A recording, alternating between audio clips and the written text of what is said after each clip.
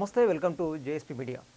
ముందుగా ఎవరైతే ఈ ఛానల్ చూస్తూ ఉన్నారో ముందుగా ఈ ఛానల్ని సబ్స్క్రైబ్ చేసుకొని వీడియో ఖచ్చితంగా లైక్ చేసి షేర్ చేసి కామెంట్ చేయండి.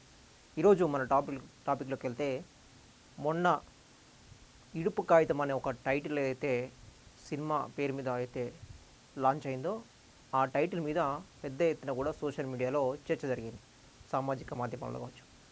సో మనం చూసుకున్నాము, పవన్ కళ్యాణ్ తెలంగాణకు ఎంట్రీ ఇవ్వడానికి ముందు జరిగిన పరిణామాలు కావచ్చు, అంతకుముందు జరిగిన పరిణామాలు కావచ్చు, అవన్నీ కూడా రాజకీయంగా రంగు పులుముకున్నాయి ముఖ్యంగా.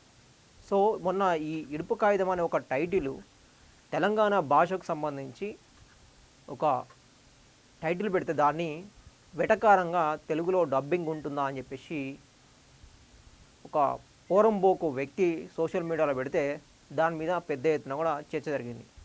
మరి ఇడుపు కాగితం తీసుకోవాల్సింది ఎవరితోటి, లెక్క తెలుసుకోవాల్సింది ఎవరితోటి, నిజంగా సినిమా ప్రొడ్యూస్ చేసే సినిమా ఇండస్ట్రీలో ఎంతమంది బహుజనులు ఉన్నారు, ఎంతమంది అగ్రకులాలు ఉన్నారు, సినిమా హీరోలు ఎంతమంది ఉన్నారు, సినిమా ఆర్టిస్టులు ఎంతమంది ఉన్నారు, టెక్నికల్గా ఎవరంత ఉన్నారు, కళాకారులు ఎంతమంది ఉన్నారు, 24 క్రాఫ్ట్లకు సంబంధించి అన్ని డిపార్ట్మెంట్లో చేసేది కళాకారులు మొత్తము బహుజనులే. కానీ వీళ్ళు మాత్రము దీన్ని వాళ్ళ స్వార్థ ప్రయోజనాల కోసము, రాజకీయంగా కానీ ఇతర రంగాల్లో ఉన్న ఆధిపత్యం కోసం కానీ ఇదన్నిటిని ఒక భాష యాస పేరిట ఒక కాంట్రవర్సీని సృష్టించి ఆ సినిమాకు ఒక హైప్ తీసుకురావడం అనుకోని ఒక ఈ రంగును పులిమి దాన్ని హైప్ కోసమే దీన్ని క్రియేట్ చేసినట్టుగా మనకు కనిపిస్తుంది. నిజంగా ఈరోజు బహుజనులు 90% ఉంటే 10% అగ్రకులాలు ఉన్నారు. సో దాంట్లో ప్రతి రంగంలో, ముఖ్యంగా రాజకీయ రంగంలో ఫస్ట్ వాళ్ళ అధికారంలో ఉంటే మిగతా అన్ని రంగాల్లో, వ్యాపార రంగంలో కావచ్చు, స్పోర్ట్స్ రంగంలో కావచ్చు, ఇటు సినిమా రంగంలో కావచ్చు, దేంట్లో చూసుకున్నా వాళ్ళే ఫస్ట్ ప్లేస్లో ఉంటారు. సో మరి దీన్ని ఏ విధంగా చూడాలనేది మనం ఒకసారి చూద్దాం. ఒక స్టోరీ చదివి మీకు వినిపిస్తాం. ఆధిపత్య కులాల నుంచి బహుజనుల ఇడుపు కాగితం ఎప్పుడు? సో ఇప్పుడు మనం మాట్లాడుకున్నట్టు ఇడుపు కాగితం అనేది ఆంధ్రాకు తెలంగాణకు జరిగింది అని చెప్పేసి అయితే మనం మాట్లాడుకున్నామో, 12 సంవత్సరాలు కంప్లీట్ అయిపోయినా కూడా ఇప్పటికీ భౌగోళిక తెలంగాణ వచ్చింది కానీ సామాజిక తెలంగాణ రాలని చెప్పేసి మళ్ళొక ఉద్యమము జరుగుతూ వస్తూ ఉన్నది. నిజంగా సంపద కూడా ఇంకా డిస్ట్రిబ్యూషన్ కాలేదు, ఇంకా నీళ్లు నిధులు నియామకాలు 100% ఇంకా దానికి సంబంధించిన అంశాలు ఏవైతున్నాయో అవి పూర్తిగా నెరవేరని కూడా నెరవేరలేదన్నమాట. సో దాంట్లో భాగమే ఇదన్నమాట. ఇటీవల ఇడుపు కాగితం సినిమా శీర్షిక చుట్టూ సామాజిక మాధ్యమాల్లో పెద్ద ఎత్తున చర్చ జరుగుతోంది. తెలంగాణ భాష యాస సంస్కృతిని అవమానించే ప్రయత్నమని కొందరు విమర్శిస్తుంటే, మరికొందరు ఇది సృజనాత్మక స్వేచ్ఛలో భాగమని వాదిస్తూ ఉన్నారు. తెలంగాణ ఉద్యమాన్ని గుర్తు చేస్తూ సాంస్కృతిక ఆధిపత్యం ఇంకా కొనసాగుతూ ఉన్నది అనే అభిప్రాయాన్ని తెలంగాణ బహుజన మేధావులు, కవులు, కళాకారులు, రచయితలు వ్యక్తం చేస్తూ ఉన్నారు. సో ఈ మధ్య తెలంగాణలో ప్రతిష్ఠించిన బాలసుబ్రహ్మణ్యం, ఎన్టీఆర్ విగ్రహాలపై కూడా చర్చ జరిగింది. ఇలాంటి భాషా సాంస్కృతిక ప్రతీకలపై విస్తృత చర్చ జరుగుతున్న నేపథ్యంలో ఒక కీలక ప్రశ్న వినిపిస్తోందట. సో తెలంగాణ ఉద్యమ సమయంలో తెలంగాణ భాష యాస సంస్కృతి కోసం జరిగిన పోరాటం వల్ల బహుజన సమాజానికి, ముఖ్యంగా బీసీ, ఎస్సీ, ఎస్టీ వర్గాలకు ఏ మేరకు సామాజిక, ఆర్థిక, రాజకీయ సాధికారత లభించినది ఇక్కడ క్వశ్చన్ మార్క్ అనమాట. సో మరి ఇప్పుడు కూడా ఆనాటి భావోద్వేగాలతో వెళ్ళడం సరైనదేనా? సమాజంలో ఏ అంశంలోనైనా ఆర్డర్ ఆఫ్ ప్రయారిటీ చాలా ముఖ్యం. సో ఇప్పుడు జనాభా దామాషా ప్రకారం భూమి, విద్య, ఉపాధి, రాజకీయ ప్రాతినిధ్యం, వనరులపై సమాన హక్కులు, నిర్ణయాధికారం వంటి అంశాలు అత్యవసరమైనవి. సో భాష యాస సంస్కృతులపై చర్చలతో బహుజనుల జీవన ప్రమాణాలు మారతాయా అనేది పెద్ద ప్రశ్న. ఇప్పటివరకు అయితే మారనే లేదు. సో ఇక్కడ మనం చూసుకుంటే భాష, సంస్కృతి, యాస కానీ తెలంగాణ ఉద్యమంలో కూడా ప్రాంతానికి సంబంధించిన అస్తిత్వము, సంస్కృతి, కళకు సంబంధించింది కూడా దానిలో ప్రధానమైన భాగం అన్నట్టు. సో మన నీళ్ళు మన సంస్కృతి, మన నియామకాలు, మన నిధులు మనకే, మన ఉద్యోగాలు మనకే అన్న నినాదం ఏదైతే ఉన్నదో, సో మన సంస్కృతి మనకే అన్నట్టు మన భాష మన యాస ఏదైతే ఉన్నదో అది కూడా తెలంగాణ ఉద్యమంలో ఒక భాగం అయిపోయింది అన్నట్టు. సో ఇప్పుడు ఈ చర్చ జరిగినప్పుడు మొన్న విగ్రహాల గురించి కూడా చర్చ, సరే కళ గురించి చాలామంది మాట్లాడతారు. కళకు అనేది ఒక బార్డర్ అనేది ఏముండదు అన్నట్టు, విశ్వవ్యాప్తం అయిపోతుంది. అంటే ఇక్కడ కళాకారులు ఎక్కడైనా కళలకు ఉంటాయి కాబట్టి ప్రపంచవ్యాప్తంగా వాళ్ళు వాళ్ళకి స్థానం ఉంటుంది కాబట్టి ఆయా రంగాల్లో వాళ్ళు వెళ్ళిపోతూ ఉంటారు. దానికి అడ్డు అదుపు అనేది ఉండదన్నమాట. కళకు అనేది ఒక ప్లేస్ అనేది ఉండదన్నమాట. సో ఇక్కడ ప్రయారిటీ చూసుకుంటే మరి సామాజిక కోణంలో చూస్తే సామాజిక ఆర్థిక సమానత్వం మరి వచ్చిందా అంటే అక్కడ రాలే అని చెప్పేసి కూడా మనం అర్థం చేసుకోవచ్చు. దీన్ని ఏ విధంగా చూడాలంటే మరి ఇంత జరిగినా కూడా సమాజం ఏదైతే ఉన్నదో ఆర్థిక సమానత్వం మరి వచ్చిందా అంటే అక్కడ రాలే అని చెప్పేసి కూడా మనకు ఒక క్వశ్చన్ మార్క్ అయితే కనిపిస్తూ ఉన్నదన్నమాట. ఉమ్మడి ఆంధ్రప్రదేశ్లో ప్రత్యేక తెలంగాణ ఉద్యమం నీళ్లు నిధులు నియామకాలతో పాటు సాంస్కృతిక ఆత్మగౌరవానికి కూడా ప్రధాన అంశంగా ముందుకు తెచ్చింది. కానీ రాష్ట్రం ఏర్పడిన తర్వాత భూమి సంపద రాజకీయ విద్యా ఉద్యోగ అవకాశాల్లో అణగారిన వర్గాల ప్రాతినిధ్యం ఏ మేరకు ఉందనే ప్రశ్న ఇప్పటికీ పలువురిని వేధిస్తూ ఉన్నది. సో చూసారు కదా, ప్రధానంగా సాంస్కృతిక ఆత్మగౌరవంతో పాటు ఏర్పడిన తెలంగాణలో నీళ్లు నిధులు నియామకాలు ఇటు విద్యా ఉద్యోగ అవకాశాల్లో అణగారిన వర్గాలకు ఏ మేరకు వాటా ఉందనేది ఇక్కడ పెద్ద క్వశ్చన్ మార్క్ అనమాట. సో అణిచివేత ఆగడం లేదు. ఒకే ప్రాంతంలో సామాజిక న్యాయం దృష్టితో చూస్తే కేవలం భాషా గుర్తింపే సరిపోదని సామాజికవేత్తల భావన. ఇది అసలు సమస్య కూడా కాదు. అధికారంలో వనరుల్లో అవకాశాల్లో సమాన భాగస్వామ్యం ప్రధాన అంశం. ఇడుపు కాగితం సినిమా టైటిల్పై జరుగుతున్న చర్చలో ప్రజలకు ఉన్నదొక ప్రశ్న. అసలు తెలుగు సినిమా పరిశ్రమలో అణగారిన వర్గాలకు వాటా ఉందా? సినిమా రంగాన్ని తెరచి చూసినప్పుడు అందులోని కళారూపాలన్నీ కూడా సబ్బండ కులాల సాంస్కృతికతతో ముడిపడి ఉన్నాయి. కానీ చిత్రసీమలో వారికి స్థానం లేదు. సో ఇక్కడ మనం ఈజీగా అర్థం చేసుకోవచ్చు. ఇప్పుడు ఏదైతే తెలుగు సినిమా ఇండస్ట్రీ ఉన్నదో, ఇప్పుడు తెలంగాణ వచ్చినాక Telangana cinema industry, Andhra Pradesh cinema industry కాకుండా తెలుగు సినిమాను మనం ఎప్పటి నుంచో చెప్పుకుంటాం. మరి తెలంగాణ వచ్చిన తర్వాత సాంస్కృతికమైనటువంటి ఈ 24 క్రాఫ్ట్లో మరి అణగారిన ప్రజలకు ఎంత స్థానం ఉన్నదని, ఇక్కడ వాటా ఎంత ఉన్నదని ఇక్కడ ముఖ్యం. సో ఉన్నది వాళ్ళే, ఎవరైతే అప్పటి నుంచి ఉన్న హీరోలు ఉన్నారో వాళ్ళే హీరోలు, వాళ్ళే వారసత్వంగా వస్తున్న హీరోలు వాళ్ళే కొనసాగుతూ వస్తున్నారు. సో ఎవరైతే అధికారంలో ఉంటారో, రాజకీయం అధికారంలో ఉంటారో వాళ్ళదే అన్ని రంగాల్లో పై చేది ఉంటుందన్నమాట. మనకి వాస్తవంగా అనిపిస్తుంది. మరి ఇక్కడ అణగారిన ప్రజలు 90% ఉన్న వాళ్ళు అక్కడ పనిచేసి కూడా వాళ్ళే అనమాట. ఆ రంగంలో పనిచేసి కూడా మొత్తం వాళ్ళే అనమాట. సో కానీ చిత్రసీమలో వారికి స్థానం లేదు.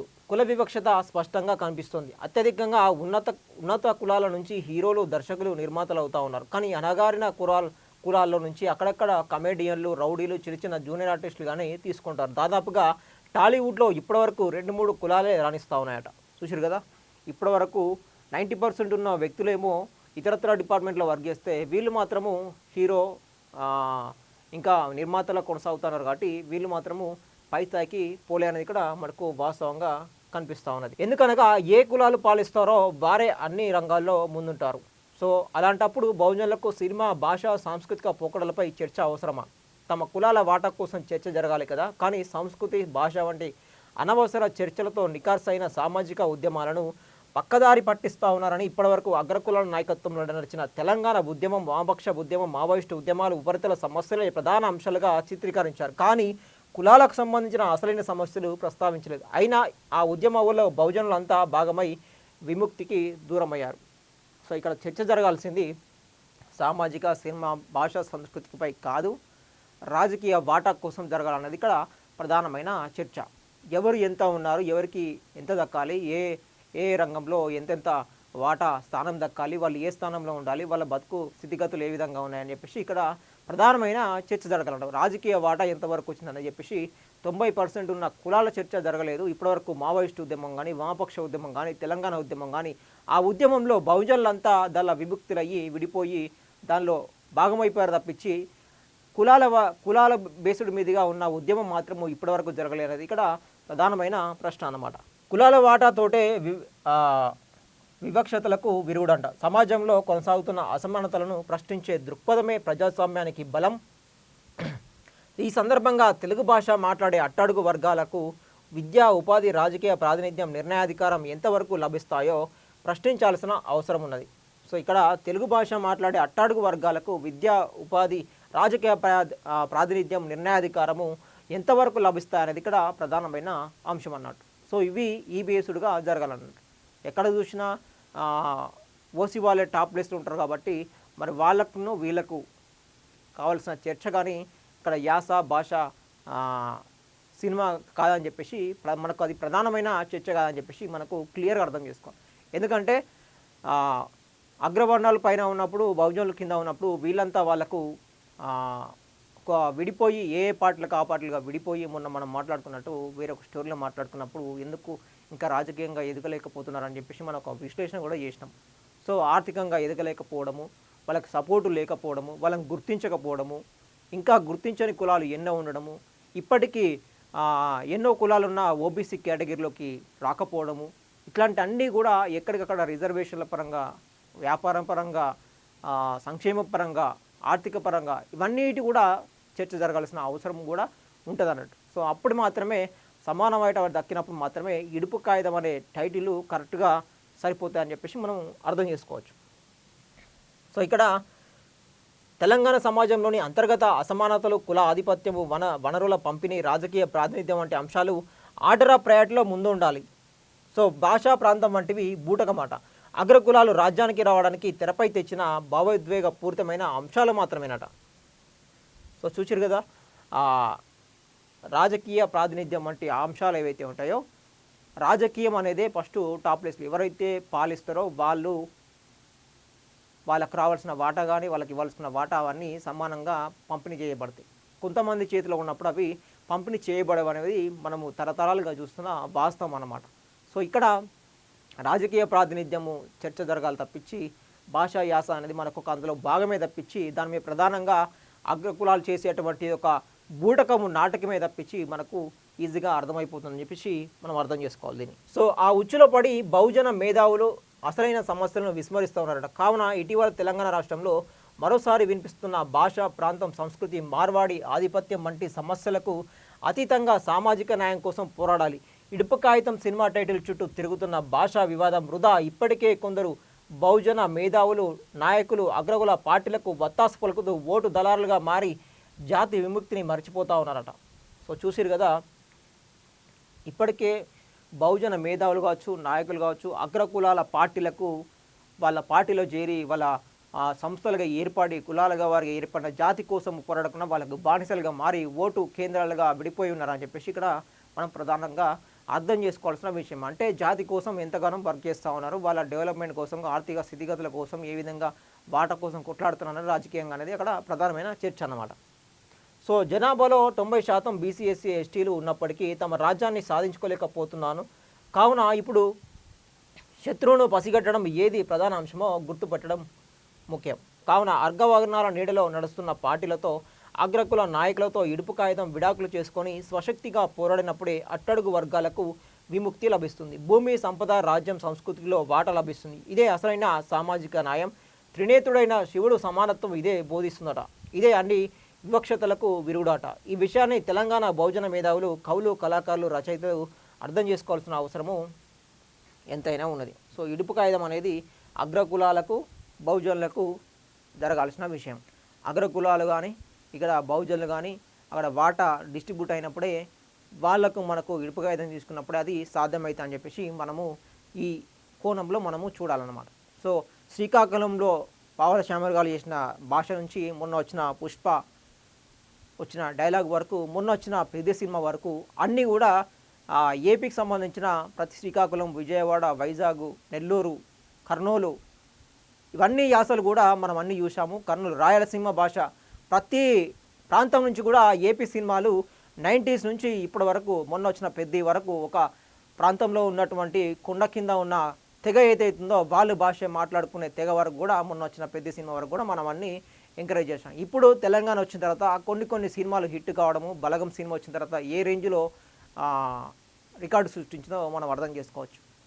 సో ఇది కేవలము ఈ ఇడుపు కాగితమైన టైటిల్ వాడుకొని దాన్ని ప్రొడ్యూస్ ఎవరు చేస్తూ ఉన్నారు, దాని ఒకవేళ సినిమా హిట్ అయితే ఆ పైసలు ఎవరికి పోతూ ఉన్నాయి, ఎవరు సినిమా తీస్తున్నారు అనేది ఇక్కడ ప్రధానమైన అంశం అన్నట్టు. సో ఇడుపు కాగితం అనేది కేవలం సినిమా వరకే కాకుండా దీన్ని రాజకీయంగా, ఆర్థికంగా, సామాజిక న్యాయంగా ముడిపెట్టి చూసినప్పుడే ఇడుపు కాగితం అనే అర్థము దానికి అర్థమవుతాం అన్నమాట. సో అంతవరకు అగ్రవర్ణాలతోటి ఇడుపు కాగితం తెప్పుకున్నప్పుడే బహుజనులకు విముక్తి అని చెప్పేసి మనము అర్థం చేసుకోండి. ఈ వీడియో నచ్చితే లైక్ చేయండి, షేర్ చేయండి, సబ్స్క్రైబ్ చేయండి.